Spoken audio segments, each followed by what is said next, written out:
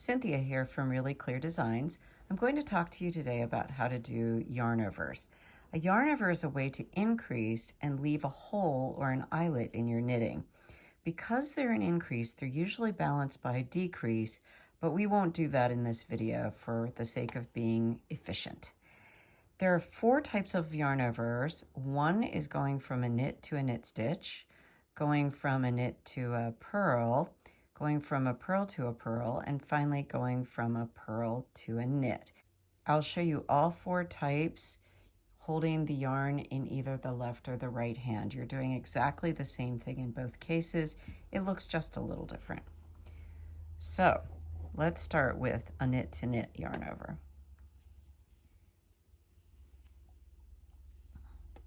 The thing you're going to do is pull the yarn forward. That in British patterns is called a yarn forward.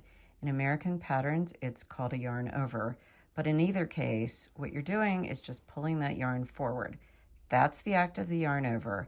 And then you would knit the stitch after that. And you can see that it creates this little hole or eyelet, and the stitch is crooked on the needle. I'll take it out and I'll show you how to do it if you hold the yarn in your left hand. Same thing, you're going to pull the yarn forward. I usually hold on to it like this and then knit the next stitch. Okay, now we're going to go from a knit to a purl. Thinking about it, you would normally go forward to purl and then purl the stitch. You would also go forward to yarn over, but when you purl the stitch, you're going to not get an extra stitch in here, which is what we want. So what you need to do is not only bring the yarn forward, but wrap it around the needle another time. Then when you purl, you're going to have your eyelet and your extra stitch. Let me show that to you holding the yarn with your left hand. It's the same thing. You're going to bring the yarn forward around the needle again, and then go in and purl your stitch. Okay, now let's go from purling to purling. I'll do it right here actually. So your yarn is already forward, and therefore you need to again wrap it the whole way around the needle and go in and purl the stitch. I'll show you that holding the yarn in your right hand now.